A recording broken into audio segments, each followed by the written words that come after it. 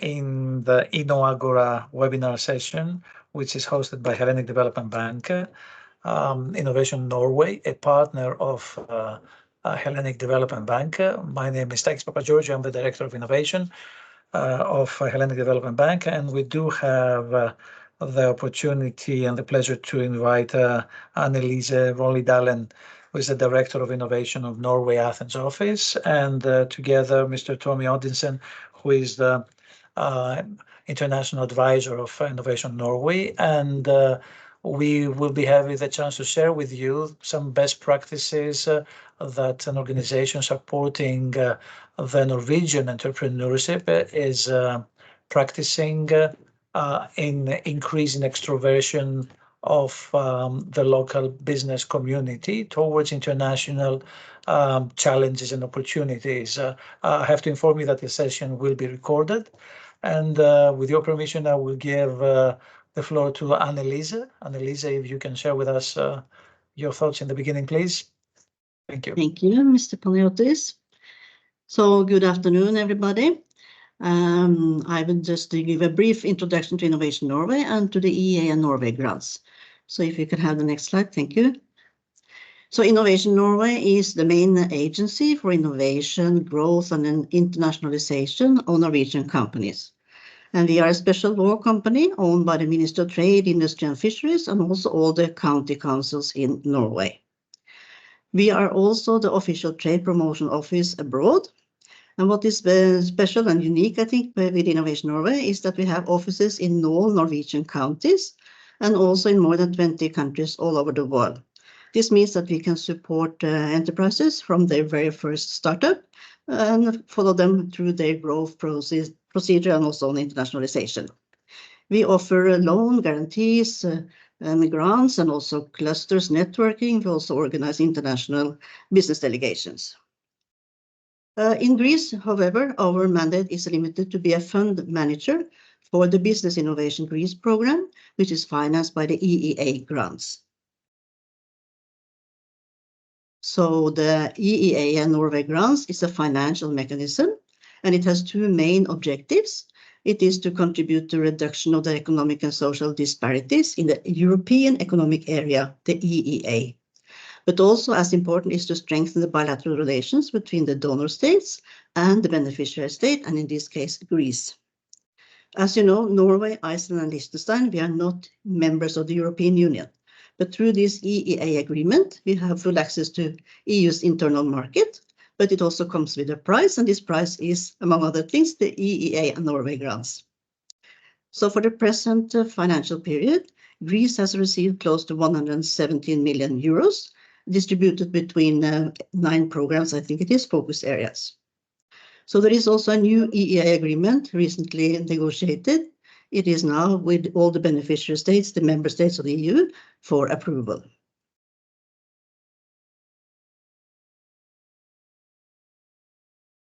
Just a few words about the Business Innovation Greece program.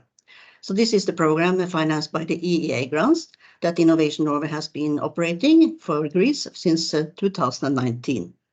And the aim of this program is to increase value creation and competitiveness, but also profitability in the Greek private sector enterprises.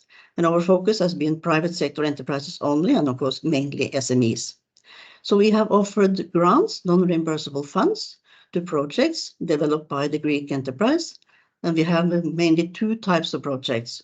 One is that they use the money from the Business Innovation Greece to purchase new equipment, machinery, etc., in order to maybe increase the capacity of their production facilities, or to make their product or their production facilities more green. And also we have projects for digitalization and automatization of the production process. The other type of projects that we have, and we have most of them, is to develop new innovative products, services, or solutions, meaning that we are supporting the final stage of development of a new solution before it gets into commercialization and into the market. We have organized 4 open calls and selected the projects through competition. And we have encouraged all the Greek companies to find Norwegian partners in order to get new expertise, technology, and know-how that can help them to implement a successful project.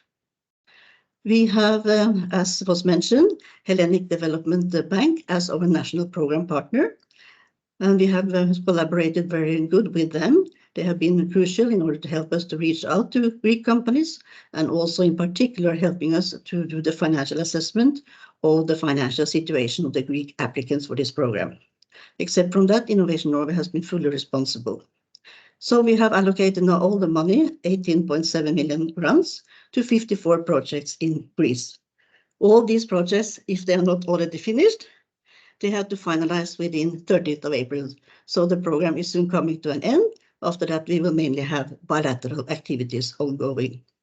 I just want to end by saying that when we assess applications from Greek enterprises, we use the same policies, principles, methodologies, and tools as Innovation Norway does in Norway when we assess applications from Norwegian companies. And this is what we're going to learn more about today. Thank you. Thank you very much, Annelisa. Tommy, the floor is yours. Yes, thank you. Good afternoon, everybody. My name is Tommy, and I work as announced as an internationalization advisor at Innovation Norway in Norway. So my job in everyday life is to help Norwegian exporters to get in contact with and start selling their products abroad. So that's what I do for everyday work. Also, I have the last 7 or so years headed our tools and methods development in relation to helping Norwegian companies. And I'm very happy today to be able to share some of those methods with you. I'm an international business major myself from school, also worked in international consultancy and the Norwegian military.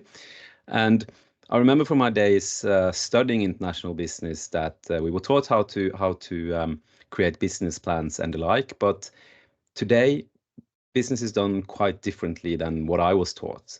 And so aiding Norwegian companies, in my case, to help export more has been also a journey of trying to find the best of breed methods out there and help our companies then use these tools. And that's what I'm here to share with you today, sort of the Norwegian take on the best practice on how to work when you want to expand into new markets. So we develop a toolbox, as it said on the invitation, that really consists of two things. On the left, we have what we call an export readiness assessment, helping companies understand how prepared they are and get an overview of what they need to do to be ready to export. And on the right, we have our international market development methodology, which is about how do you go about working when you want to expand to new markets. I'm going to spend most of the time on what you see on the right, international market development, because that is about how you think when you start to export. And I think it's most important because the way you work to have low risk and expand faster is much more important than just sort of figuring out a list of everything that needs to be covered. But I'm going to give you a little bit of a teaser as well on what we have on the left-hand side and sort of start with saying that, you know, especially if you're new to export and also if you want to go to new markets, there are quite a few things that we need to figure out before going to a new market. And typically you have a solution at home that you know works for a problem where you are. So problem solution fit, that is all, as it's all often referred to.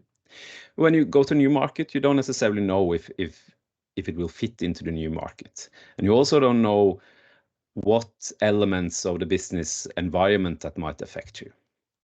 You might also have some issues with others' rights in the country that you go to. So we often talk about freedom to operate. So for example, has anybody registered a brand or a patent or otherwise?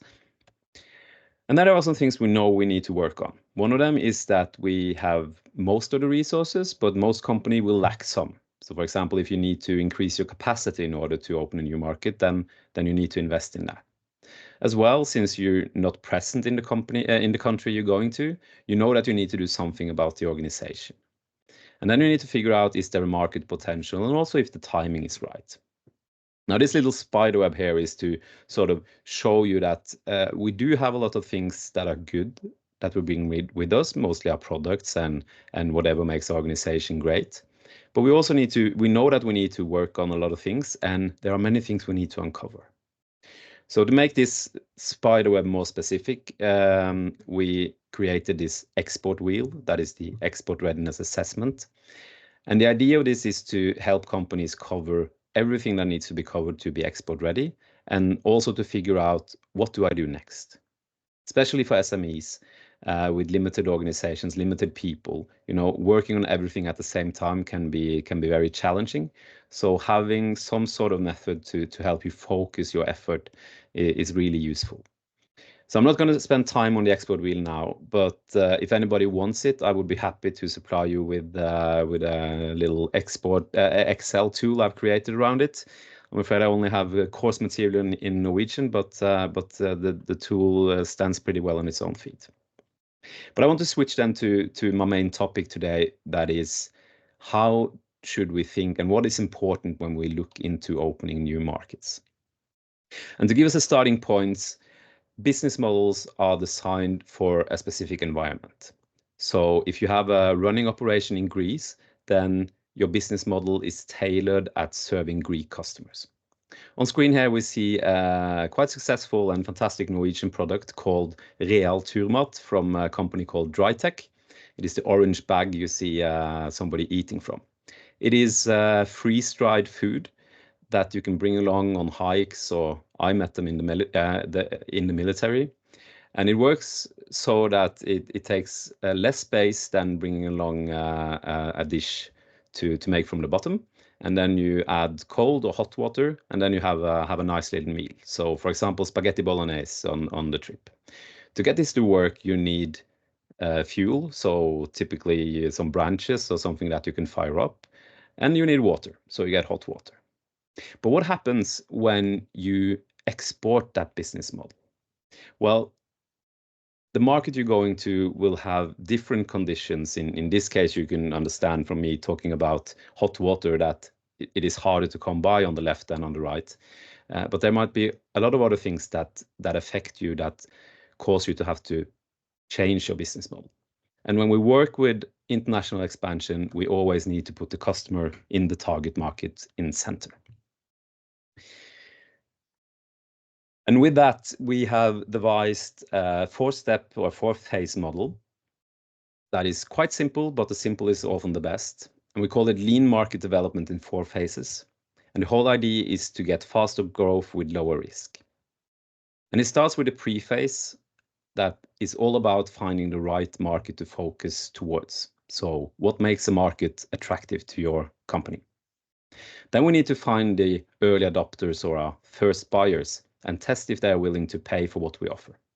We often say that you need to think like a startup, because when you go to a new market, even if you have a good position in your home market, nobody knows you when you go to your neighbor or even further away.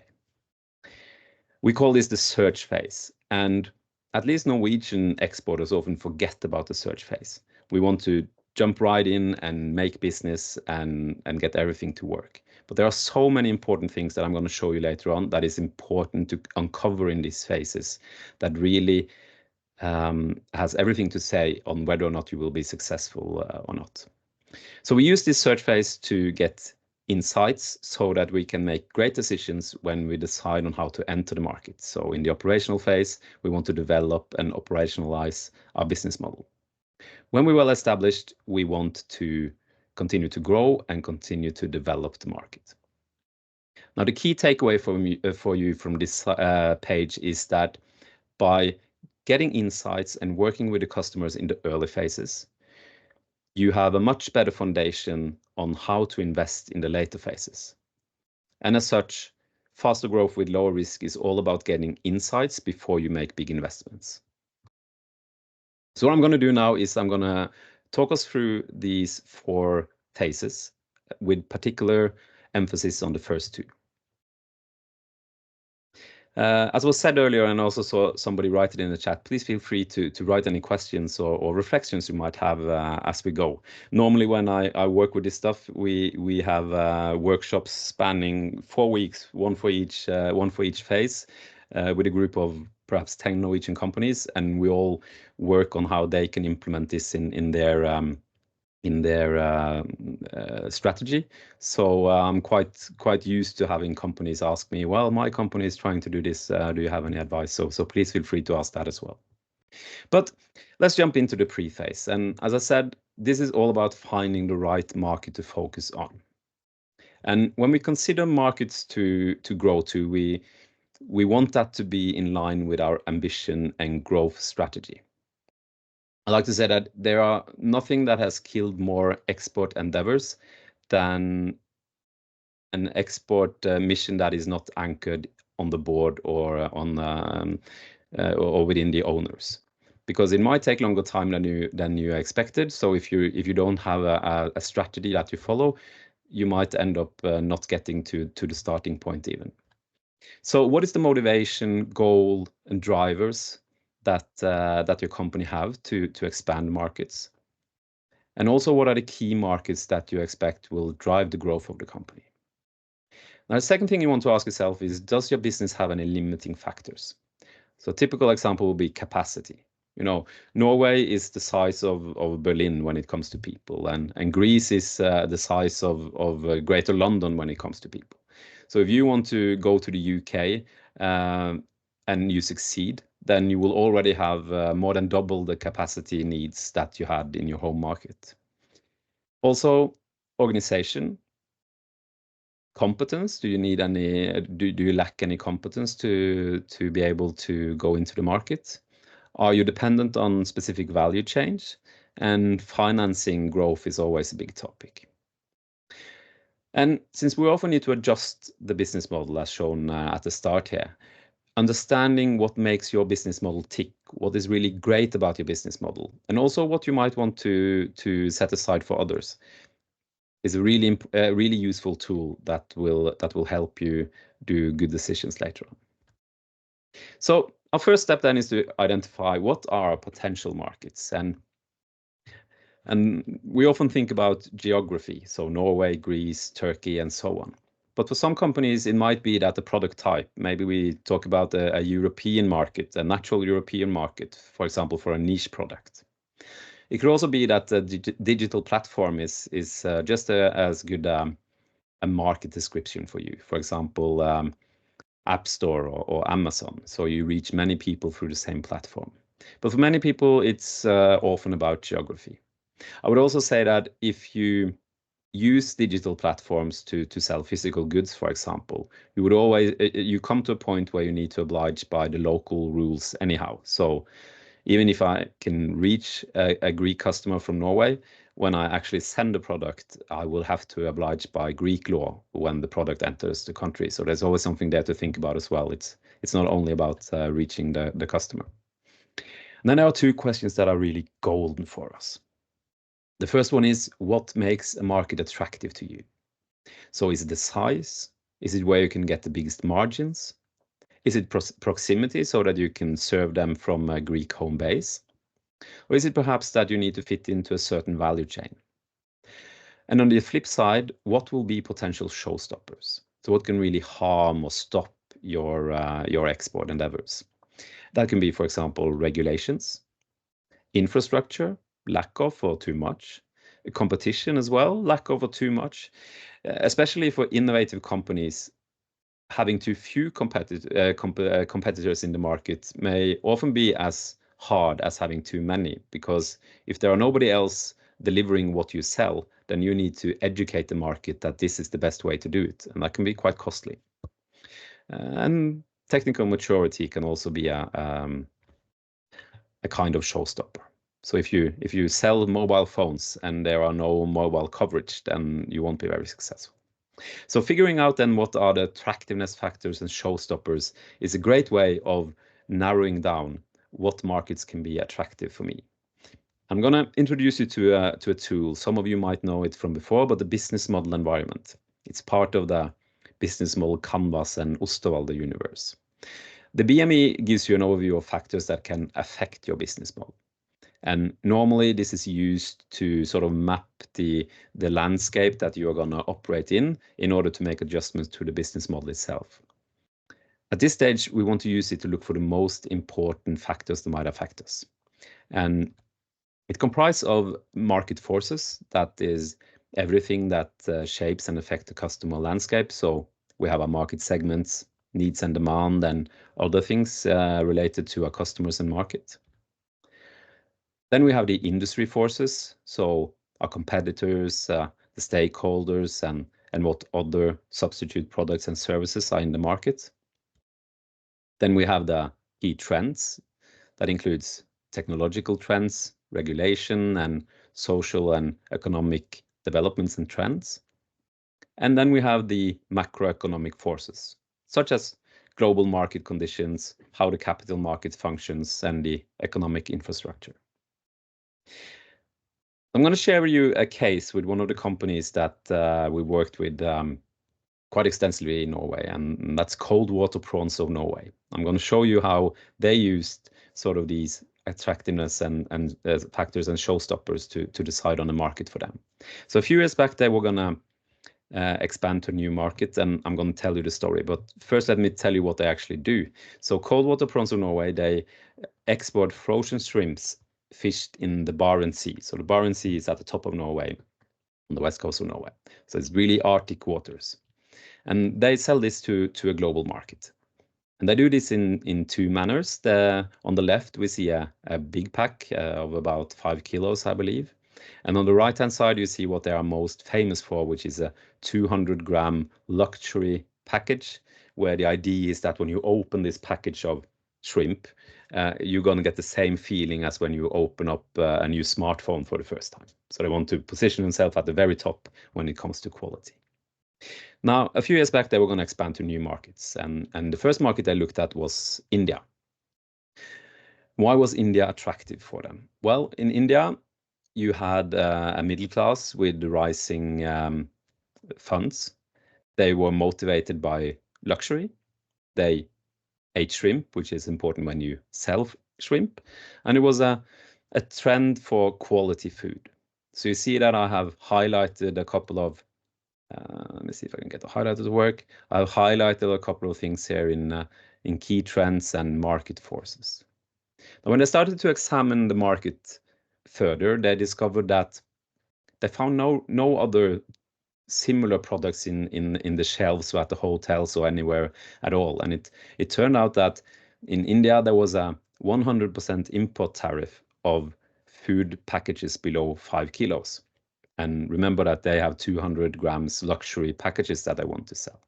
So we see how a regulation really affected as well what the market looked like. So even if they wanted to sort of take on board that 100% tariff and still sell, there were no supply lines or any kind of distribution chains that they could tap into in the market because of how this regulation affected the market. So they wanted to look at something different, and they started to look at Canada. Canada is much like Norway in that we have long traditions for shrimp fishing. Established distribution networks, which was the sort of the hard part in India. And also in Canada, there had been an overfishing of shrimp, which led to an undersupply of local shrimp. So you'd think that, okay, people want shrimp. There are too little Canadian shrimps. This should be a good market for us. And it might well have been, but when they started to examine the market further, they discovered that Canadians are like Norwegians in many ways, and one of the things we are very proud of in both Canada and Norway is that we really like our local fishermen, and we are really, buying locally is something that we value quite highly. So even though they thought that, okay, there might be a market here for us, they saw that the sort of the social factors and also sort of the segments here had some issues with them that they thought would be a too high switching cost to try to overcome. So positioning a Norwegian brand amongst the Canadians would be very costly. So they decided to look elsewhere once again, and they looked to China. China had many similarities to India, and also Nordic brands were on the rise with a good position, but without the hurtful import tariff that India had, so they chose China. So I hope you can understand that by identifying some critical attractiveness factors and identifying showstoppers, it's easy for you to, without using too much effort, both understand if this market is something I want to spend more time on, and also try to sort of compare between markets if you're not sure where you're gonna spend your time. So that's a good tool for identifying and then starting to evaluate markets. And when we evaluate markets, the assessment again should be based on your ambition and growth strategy. So I meet many Norwegian exporters that jump on the first and best opportunity. You know, somebody from Greece found us. This is so unique. We have to serve this Greek customer. But it could be that Greek customer is one of a kind or represents something very small. So I think it's very important for exporters before starting to use a lot of time and money in the market to be sure that this is something that we really want. Gain insights from available information and networks. There is a lot of information out there, be that either from business support sites such as Innovation Norway has for Norwegian exporters, to reports, to search engine, and not at least your own professional network. It costs you nothing to use this. If you want reports, it might cost you a little bit, but compared to the time it takes to fail at a later stage, it's really worth your effort to just do a little bit of tabletop research at the start. When doing that, there are really two questions that are key to understanding how to separate the markets. And the first one is, where is the potential? Then you want to look at the market forces with the customer segments, the demands, and uncovered needs. And the other one is, do you fit in? That's on the industry forces side.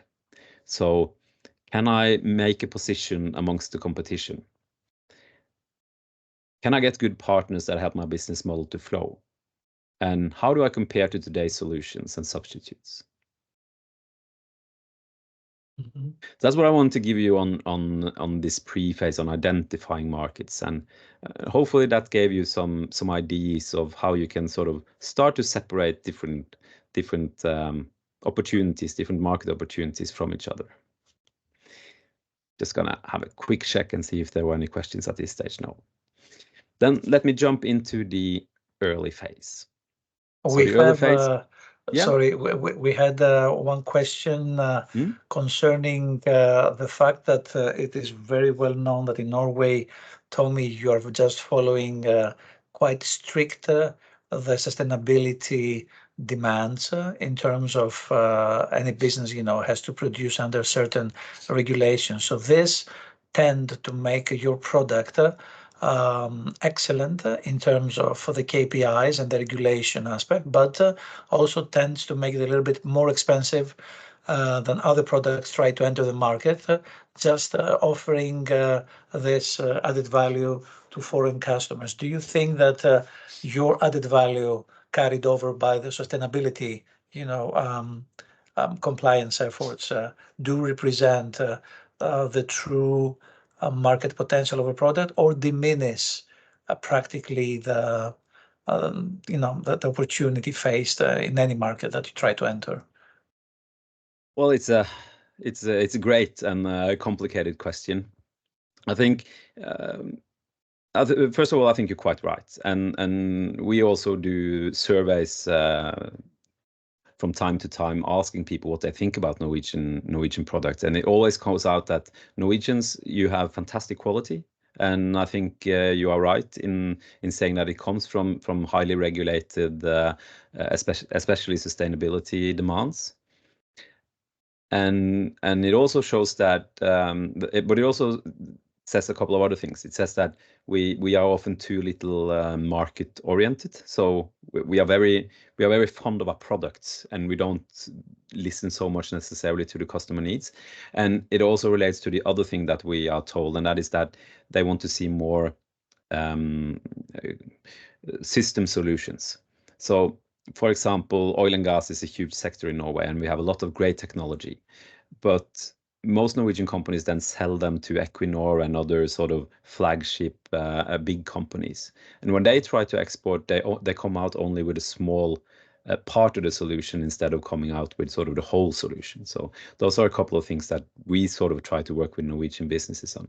Do it then sort of limit the opportunities? I think yes, you can say so, but as well in Norway we are quite few people. Wages are quite high, so in many ways you can also say that finding this technologically advanced, answering regulation kind of solutions is a dominating strategy anyhow for Norwegian businesses.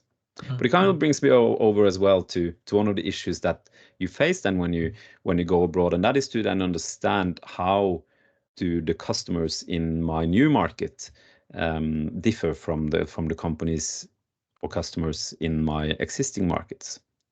So let's dive into the early phase and have a look at that. And nobody sort of captures this phase better than Steve Blank, the author and starter of customer development framework, which was later used from Eric Ries when he wrote Lean Startup. That has been the dominating way of thinking startups. He says that there are no facts in the building, so we need to get out and talk to customers.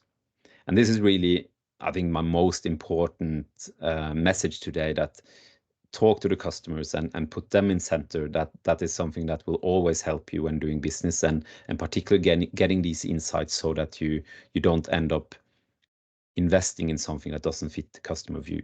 So I'm going to give you 2+2 methods under working with the market and testing it. And the first one relates to customer segmentation. There are many ways to segment a market, and I'm going to share with you the two that we find the most useful. The first one is to find the early adopters, so who are going to buy from me first. And these have some very distinct characteristics. The first one is that I have a problem. They have something they need to get solved. The second thing is that they acknowledge that they have the problem. So you might think that I have some problems in my everyday life that you can solve with your product that will make my life easier. But me being in agreement with you on that is something quite different. If they actively look for a solution, then they are willing to spend time. And if they have tried to make a solution, they are willing to spend money. And since we are testing a market, whether or not they have or can obtain a budget is important for us when we want to export to new markets. Now, this comes from the product adoption curve, and it's a very useful tool that helps you to segment the different customers on when they can be expected to buy from you. And that is very powerful because you want to know what door do I knock on first. And it reads like this, that to the very left, we have the innovators, the techies, the ones that just have to try everything new. I like to think of my good friend that is on crowdfunding sites and buy products that haven't yet been produced. Then we have the early adopters that are characterized by what I had on the previous slide. And then we have the early and late majority, or the mass market, if you like. This is where we want to come. We divide them into two, pragmatists and conservatives. I work a lot with Norwegian industry companies, and I like to think of it as these are the companies that see a regulation coming and do the investment today, and these are the ones that wait until the regulation is enforced, and then they make the changes or the investments. And in any markets, you have skeptics or laggards, people that simply don't want to buy what you're offering. And whilst we're never going to sell to them, it's always good to know who they are so we don't spend and waste our time on them. These are the people that will buy from us first and represent a big enough group to be interesting for us. So this is why the early adopters are really who we are looking for. Another thing in this graph is a phenomenon that you can see here with little divide, and it's called the chasm when you try to look it up. And this model has been tested in many ways over the years, and it holds true for most markets. And the chasm is the difference between the early adopters and the mass market's needs and interest in buying what we offer. So what many companies need to do is to continue to develop both their products and the way they sell them in order to bridge the gap over to the mass market. One version is to get established and get references so that, okay, you tell me that it works in Norway, but I don't know if it works in Greece. Well, if I come into Greece and I prove to you that it works in Greece, then it's easier to get the mass market on board. But often it can be that they need completely different products to solve the same job as the early adopters have. So it's very important to understand who, because it's the early adopters and the innovators that will buy from you first. And if you aren't able to target them and meet their demands, then you won't have any business for a very long time. Now, another way and another important thing about segments is to understand the game in the market. And there it says the user and the buyer is not always the same. So within a market, you often find different segments with different sort of jobs, and understanding who are which and what is their role is one of the keys to cracking international sales. And here we come into sort of how the government and agencies work, and also how society works, and you will find that the buyer and the user might be different depending on what market you go into. But it can also be that it's important to get started in the market altogether. I'll give you an example. I often use health. So healthcare services, typically you have a user that is somebody in need of healthcare. Could be, for example, my grandfather. Now, he gets a lot of services from the local city, who is the buyer of many of the services. Now, who the city choose to buy their services from is influenced by organizations and healthcare organizations and patient organizations and so on in the Norwegian markets. And at the end of the day, the government sets a lot of rules for what is allowed to use. So within healthcare, you see how different institutions or different segments have very distinct roles on where they fit in. The most important for us will always be the financial buyer, so the one making the transaction with us. But in order to be in position to sell to them, we may often have to understand all the other needs so that we can answer them as well. And this holds true also within large organizations. So if you have a technologically advanced product, you may often have a very good time talking to the users, the quality manager, and even the factory manager. So the factory manager is, of course, preoccupied with the factory running smoothly. But when you talk to the CFO, so the chief financial officer, his needs are purely to make sure that the budget isn't breached. And the CEO, again, might have completely different needs that you need to apply to address. So understanding these games, both within a customer and within a market, is something that you really need to crack in order to get your international sales. Let me see. I just saw. What are your thoughts regarding Innovation Greece and the startup ecosystems? Okay, I'll leave that for later, and I'm not very qualified to answer that. So maybe somebody else can think about that. But I'm gonna bring along another one. So finding early adopters. What door do we knock on first? That's important. Now, the other thing I want to talk to you about is customer insights, which is what are we going to talk to them about? So we want to uncover if there is a need in the market and what is the customer actually willing to pay for. Now, what do we then want to gain customer insights on? Well, the first thing we want to figure out is, do the customer have a problem worth solving? So are there enough customers? And also, how important is it for them? We often use the pain metaphor. So is it a light headache or is it a migraine? And the reason the pain metaphor is really strong is that how painful it is for our customers directly relates to their motivation to get it solved. The other thing you want to figure out is, are you able to solve their problems? So can you solve their issues with your existing solution? Can you make a new one that will fit it if you don't have the right solution today? And do you have enough insight? And whether you're a startup or whether you export to a new market, having the right solution for a problem is what you should use 90% of your time on until you have it really, really covered. And the reason is quite simple. If you don't solve an actual problem, nobody will buy your product or your service, and then you don't have any foundation for a business at all. But since we're doing this work, we also want to figure out how can we reach them with the solution, both marketing-wise and how to distribute. And also, will they buy it? We want to size the opportunity. So I'm going to share with you two tools that we find very useful working with Norwegian exporters. And the first one is Jobs to be Done. It's a very simple framework created by this guy, Clayton Christensen. And it helps us to outline what motivates the customers to buy what we're offering. So Clayton Christensen has made a very famous video.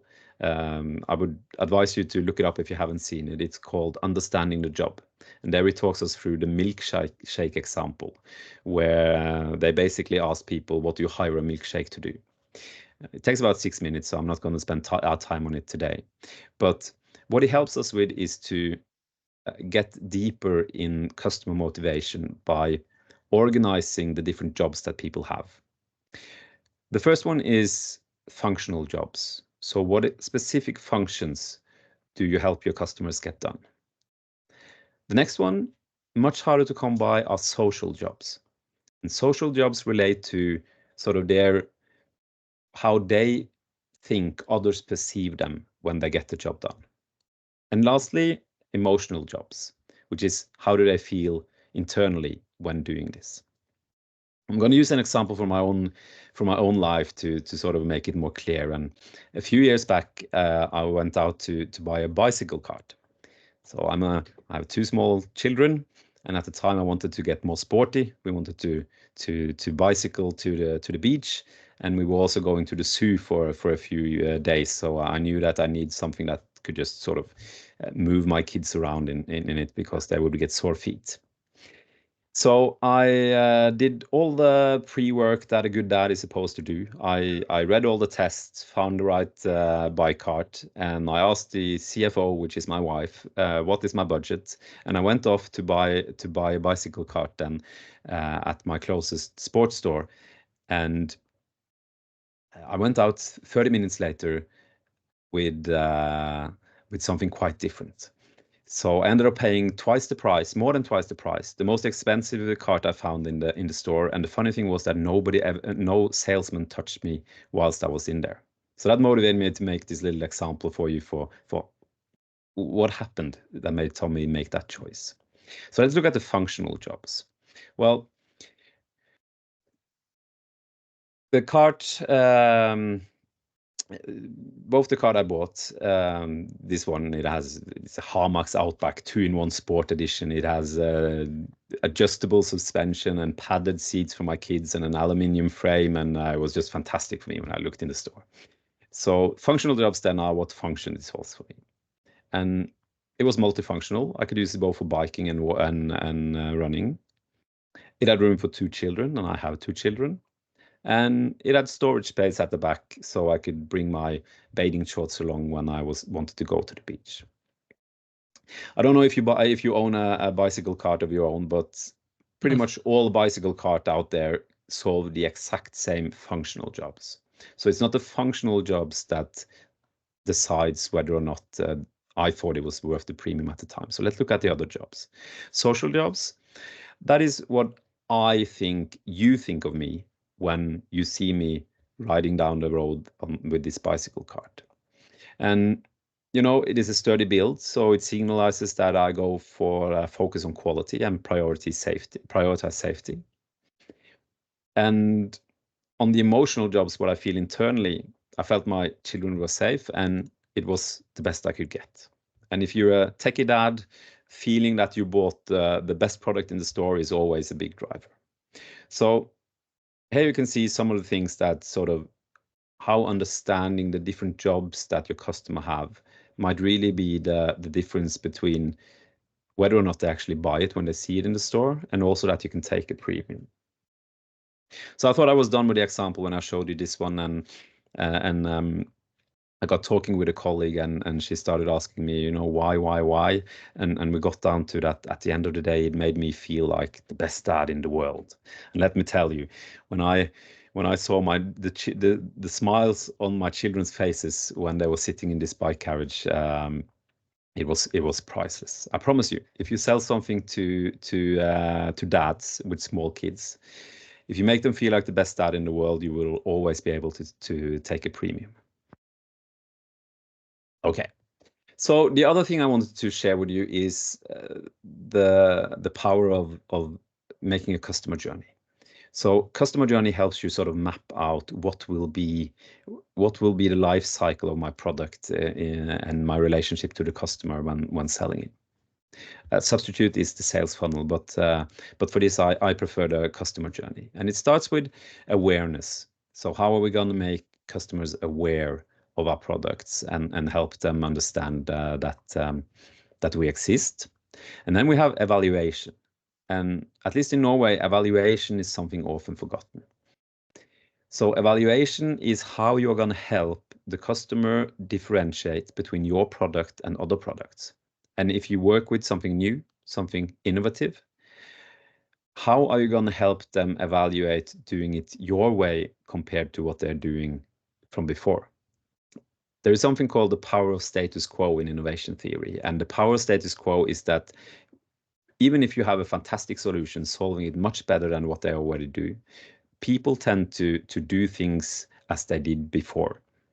It can have to do with risk. It can have to do with tradition. But anyways, it's your job to help the customer evaluate your product compared to the rest. This is particularly difficult if you plan to expand through, for example, a distribution partner, because then you don't have the same control over the customer, and it's something you want to think through. Then how are you going to make it easy to purchase from you? And then how is it going to look in the use phase? And when you start talking to your potential customers about the use phase, you will get very powerful and direct insights into what kind of support system, for example, do they expect. So I might think that it's okay to sell something online to Greece. But when I talk to Greek customers, they might be very clear that I expect you to be on the corner, available 24/7 if I am ever going to buy from you. So it's important for me to uncover that at an early stage before I invest in, for example, a digital platform.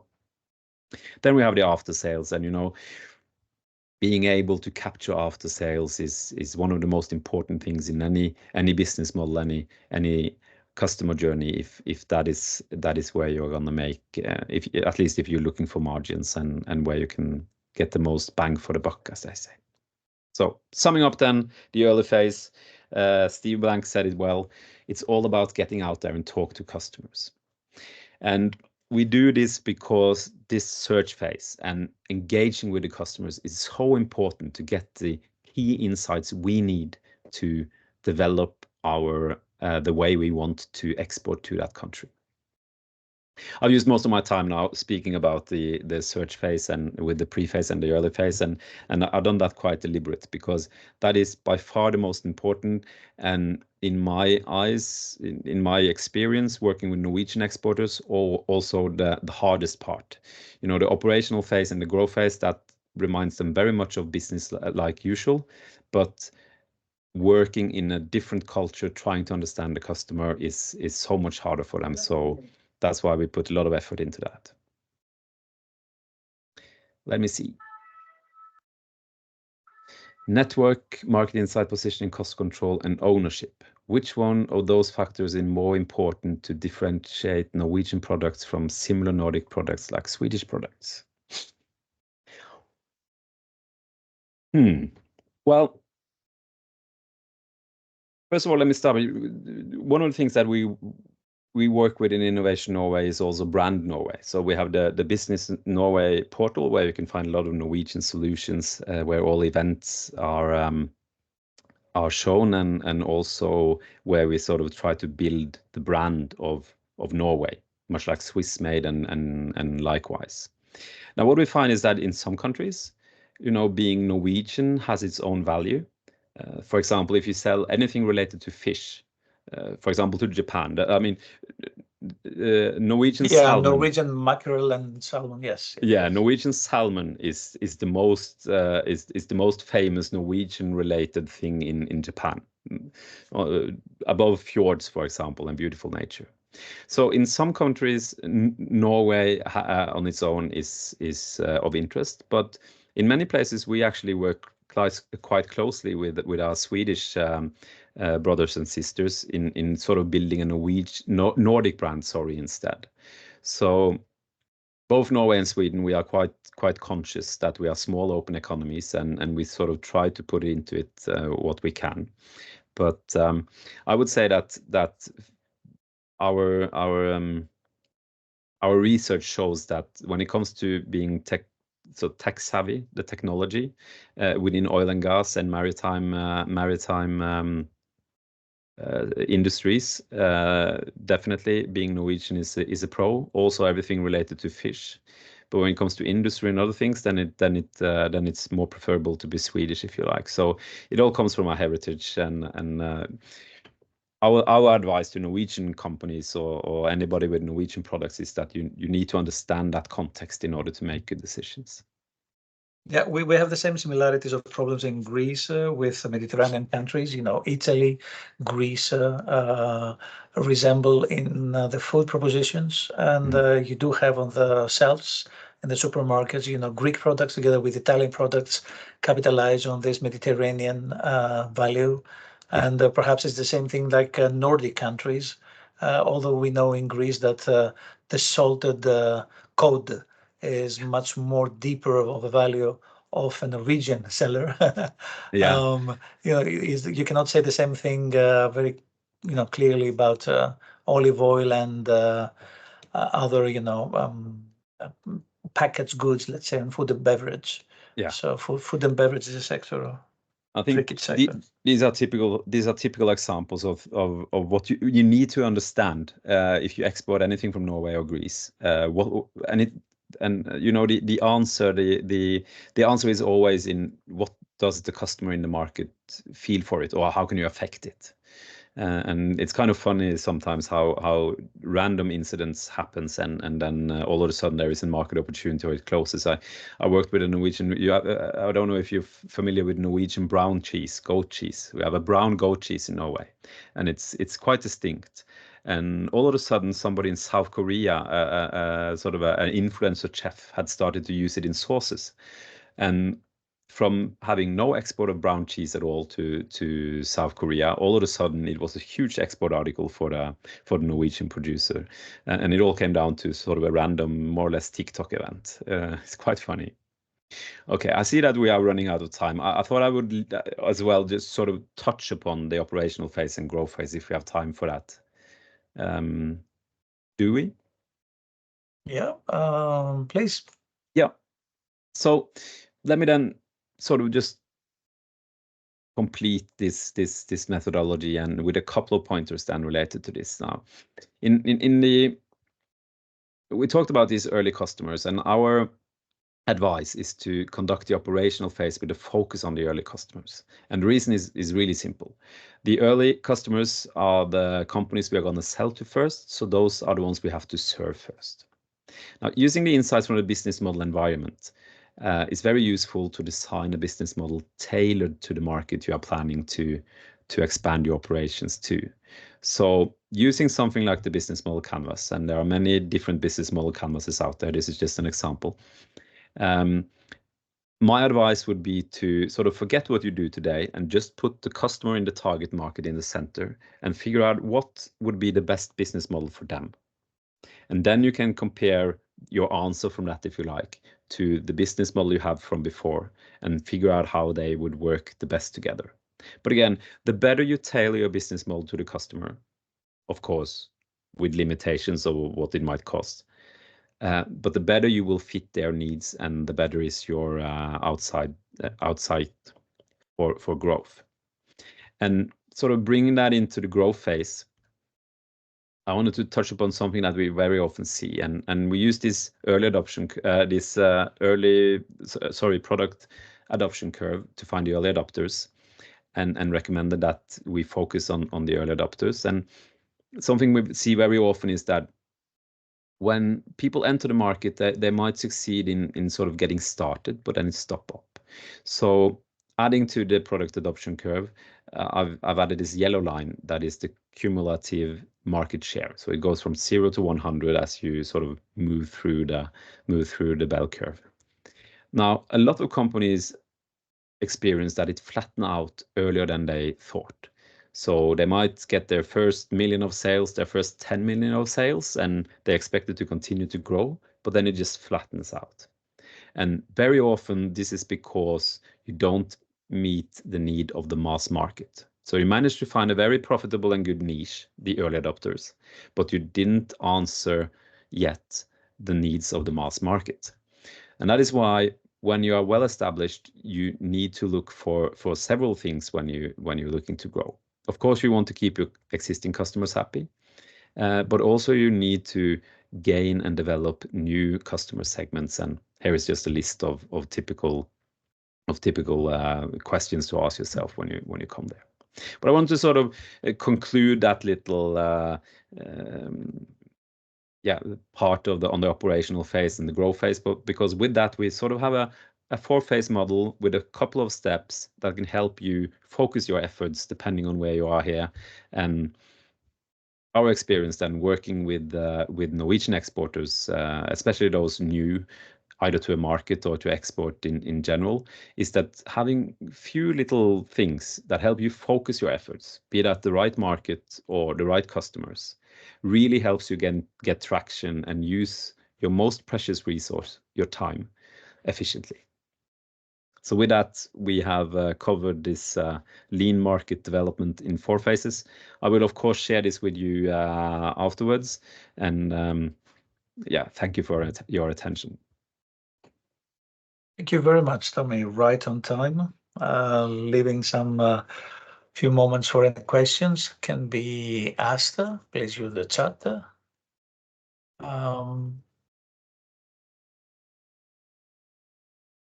I know that it will be the first opportunity to host Innovation Norway's best practices through InnoAgora webinar sessions, since we do have plenty of similarities like countries. It's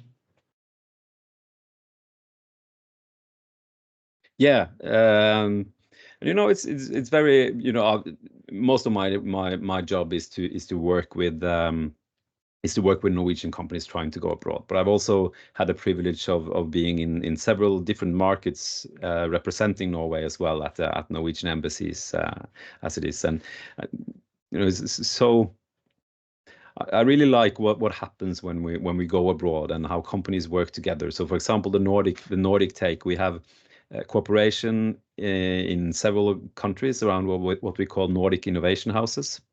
For example, 2 years ago, I was in Tokyo for a spell, and we worked together there. And often, it's funny that often we need to come quite far away from our home to start cooperating closely. And I really believe cooperation is important, and as well, for us European states in the times we live, we are moving towards working more and more closer with our friends, and finding it harder and harder to work with those that are perhaps not European nations, and we see that in how companies, both companies and countries act. I forgot to make a slide on something that I wanted to share with you, because, of course, our task is mostly to work with Norwegian exporters, but we very much want to facilitate as well Greek and Norwegian companies coming together. And one of the things that we have made as part of our TPO assignment, trade promotion assignment, is the Business Norway website. And I just want to show you some of the things that you might find there if you would like to know more about sort of what does Norway work on, what solutions are there, and also where we're going to be. So here we have gathered everything related. It's a one-stop shop to business with Norway. We have our own invest in site. If you want to invest in Norway, a set up shop here. You can read about our key industries, and also you can surf Norwegian solutions. So I just want to share with you that. So for example, let's say that offshore wind is on the rise. So if you wanted to read more about sort of solutions that exist now in Norway on offshore wind, you see here quite a few different solutions that you can surf, and here you can go into the different prospect and read about Ulstein here's their zero emission support vessel, and also get in contact with, in this case, a commercial manager, but also see what they promise. Typically the functional jobs they want to answer to. And the last thing is that we also post what events we are going to. So for example, right now we have a huge stand. We are the main partner country at Hanover. Exactly. So here you can see where you can sort of meet Norwegian businesses when you are in your export markets as well. Mm-hmm. Thanks for sharing. Thanks very much for sharing. Right. I see no questions, so that means that our time is up. Yeah.